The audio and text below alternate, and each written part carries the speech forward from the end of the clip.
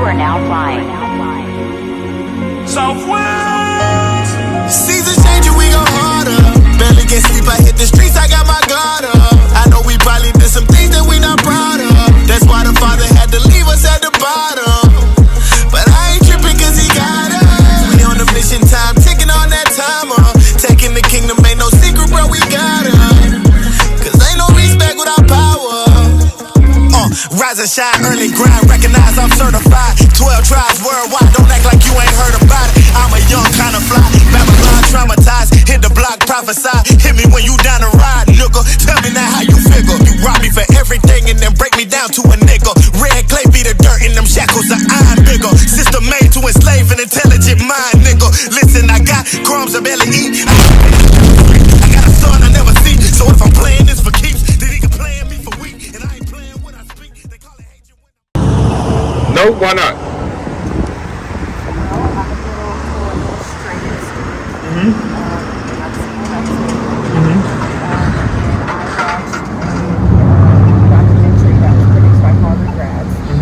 That talked about the difference in the Old Testament and the New Testament. Scriptures that were taken out. And so the new version, the King James version, is anything remotely close to the interpretation of the Old Testament. Okay, so you said the King James is nowhere remotely close to the Old Testament. Yeah. All right, so now I'm about to show you something, because we say that, but that's actually not true. When you actually study the Bible and examine it for yourself, that's not true at all. Everything that's said in the Old Testament just confirms the New Testament, and vice versa. All right, now let's prove that. Let's get Deuteronomy chapter 28. All right, because you said first and foremost you don't really believe in the Bible. Let's get that, verse 15. Deuteronomy chapter 28, verse 15. But it shall come to pass, if thou wilt not hearken unto the voice of the Lord thy God, to observe to do all his commandments and his statutes, which I command thee this day, that all these curses shall come upon thee and overtake thee. It says if we did not listen to God's words and keep his commandments, we're going to be cursed, right? So now I got a question for you. Is this true history right here? That's very much true, right? So now, if the Bible was not a real book, we would not be able to find this anywhere in there, right? So I said, if the Bible was a false book, right, and there has no history in there at all that's actually accurate, none of this stuff will be in there, right or wrong?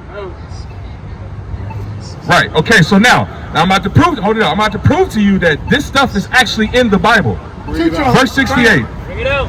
Deuteronomy chapter 28 and verse 68. And the Lord shall bring thee into Egypt again. So now, when he says Egypt, it's referring to bondage or slavery. All right, let's prove that real quick. Exodus chapter 20. Exodus chapter 20 and verse 2.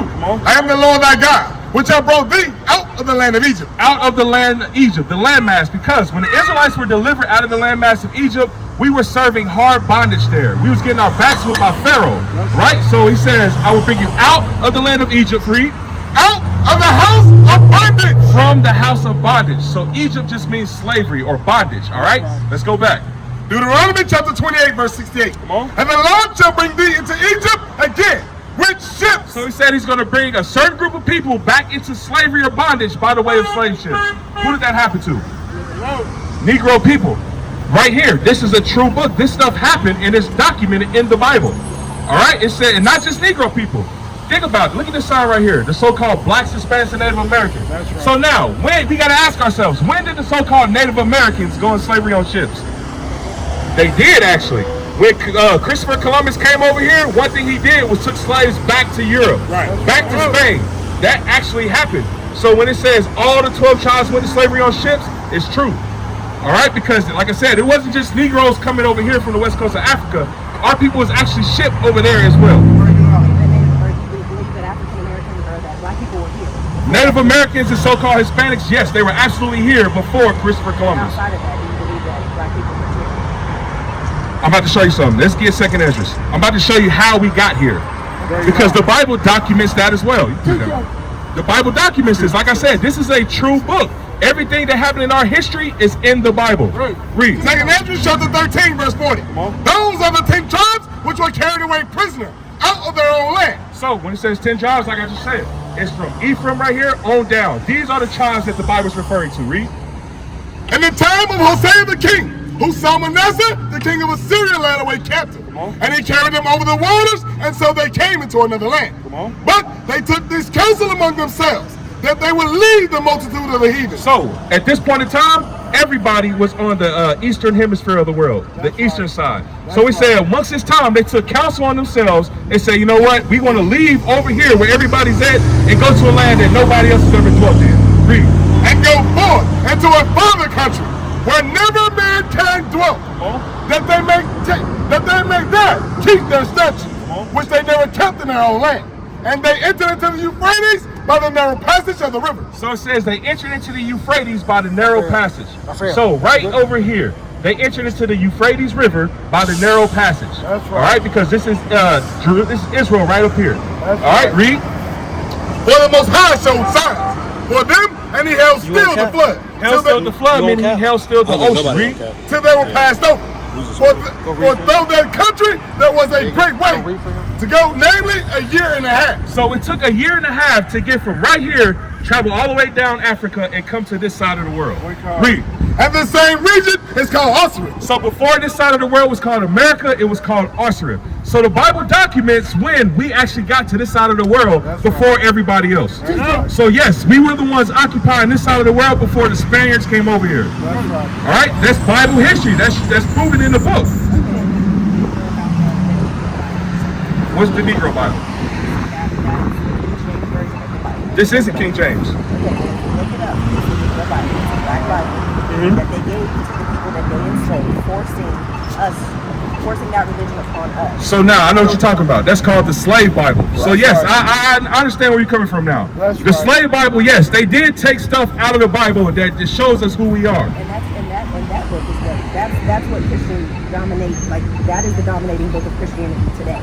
Well, you know what I mean? What they do, they actually give us a portion of the whole Bible, more than what they did in slavery, but they take, hold this sign up right here. This is what's going on right now. If I wrote a book to you, and 10 years down the line, somebody who that book was never intended to came and started trying to interpret that book, would there be problems in interpretation? Okay, so now, this is what's going on with these people right here. These are the inventors of these different sects of religion. You got Baptists, you got Mormons, Adventists, Jehovah's Witnesses, Pentecost.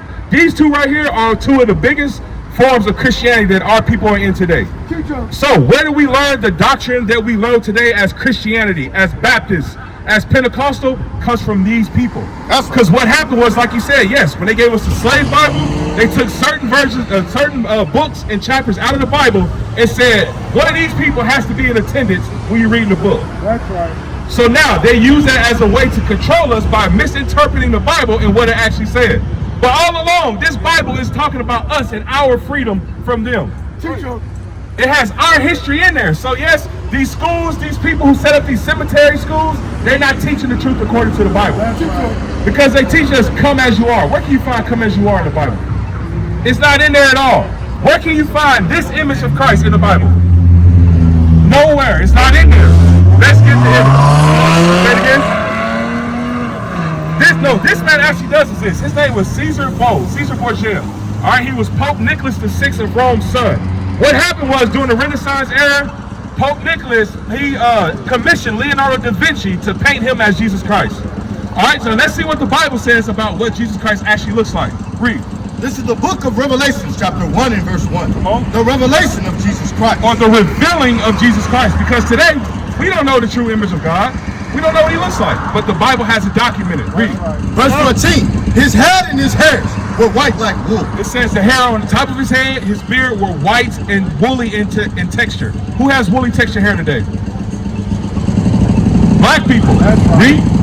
As white as snow, and his eyes were as a flame of fire. He didn't have blonde hair, he didn't have blue eyes, none of that stuff. It said his eyes was red with wine, meaning his eyes was red because he drank wine in moderation. All right, read. And his feet like unto fine brass. What color is brass? Brown. Read. As they burned in a furnace. As if it burned in a furnace. So why is it that the world is pushing this image? Control, white supremacy. The same we just showed you with those religions. These people were responsible for pushing this image on us. Which is why today we feel like the Bible is a fairy tale book, and it's not true because they gave us lies all of our lives. That's right. They tell us that God loves everybody, but meanwhile in our history, we the only people that happened to. Bring it out. So why is it down? That's why I said, that's why now we don't believe in the Bible. We listen to every other so-called educated person, but meanwhile, our history is right here in the book. That's right. Since we are the Israelites, this Bible is a true book. I know that. Okay, so now, I got a question for you. How do you get the understanding that you're an Israelite? Hitler? He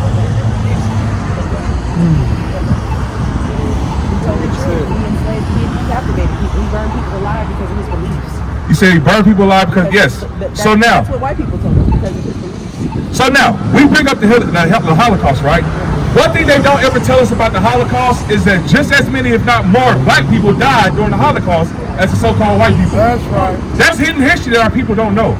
All right, so now, Hitler may have said something about us being the Israelites, but the understanding comes from the Bible. That's right. All right, like I said, like we just read how our history is in there, how then we the only people that this happened to, that's how we know, and the whole world knows that we Israelites. But what happened is the whole world is starting to suppress that from us.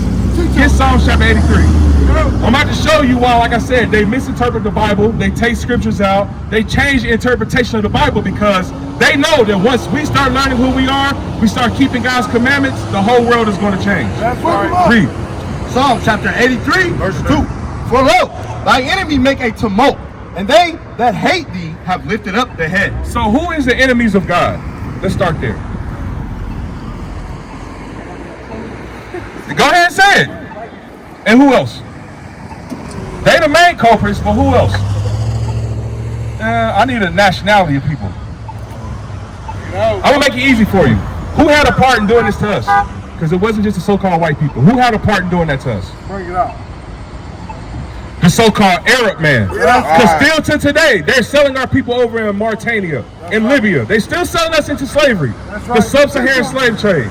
The so-called Africans or Hamites, they had a part in enslaving us. Because what they teach us in the world is that African Americans and Africans are the same people. But according to the Bible, we come from two different forefathers. All right, it says every nation had a part in destroying us. It said these are the enemies of God. Read. Verse 3. They have taken crafty counsel against thy people, and consulted against thy hidden It ones. says they consulted against our hidden ones, meaning they had all these different councils. Council of Nicaea, all these different councils about how to hide the truth about who we are, so we'll no longer call ourselves Israelites anymore. A part of that is the religions they created. That's right. Part of that is the slave Bible or the Negro Bible that they created. This all plays a part in that. Read. Verse 4. They have said, come, let us cut them off from being a nation, that the name of Israel may be no more in remembrance. It says let's cut them off from being a nation. So now we got to think about this. The so-called Chinese man, because one argument in the world is that the Chinese men were in slavery in America. That never happened. That's something called indentured servitude. Now, these people, when they came over here, they went back to their homeland. They went back to China. They knew that that's their culture, their nationality. Us, once we got off the ships, we didn't know who we were before those ships.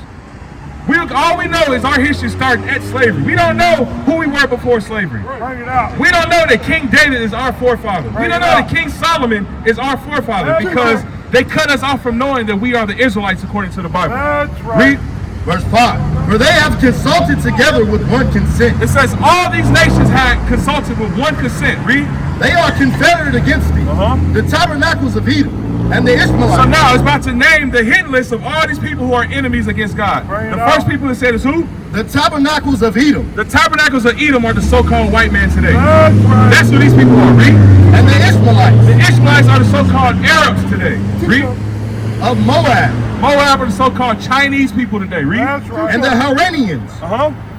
Gerber. And Ammon, and Amalekite, and the Philistines. So all these other nations, African nations, the Japanese people, all these people are against God, and they're against us. That's why everywhere you go in this world, we the ones living in the ghettos. We the ones living in the slums. Because every nation had one consent of saying, these people can't know they're Israelites anymore. That's right. So now, is that beneficial? Do you think it'd be beneficial or detrimental for us to know that we're the Israelites? Speaker. How is that? I'm talking about to us, as our nation. Okay, so how would it be great to us? What would that instill in us? Hope.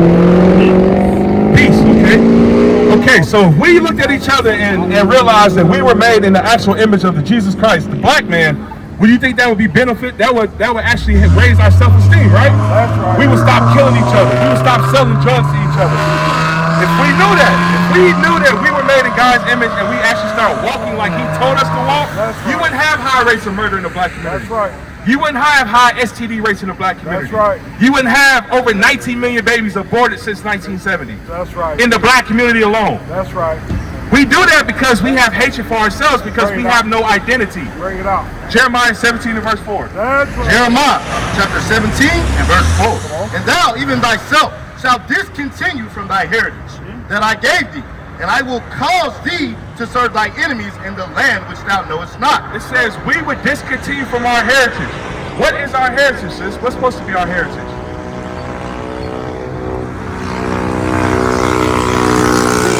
Say it again. We have to brainwash, you're right. So now, our heritage is this Bible. So how we discontinue from our heritage is just like when you came up here. You said you didn't believe in the Bible because of all the stuff that they pumped into our minds. All the lies, all the deceptions they give it to us, we've discontinued from knowing who we are and how we're supposed to walk in this world today. That's right. Because we don't believe in the very book that was written by us, for us only. What's the nation?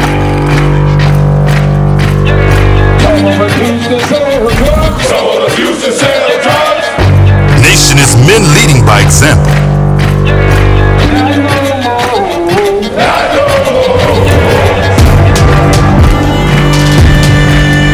Nation is family.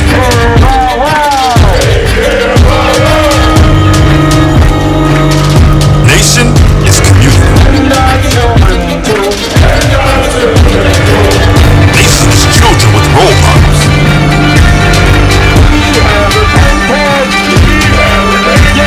Nation is unity.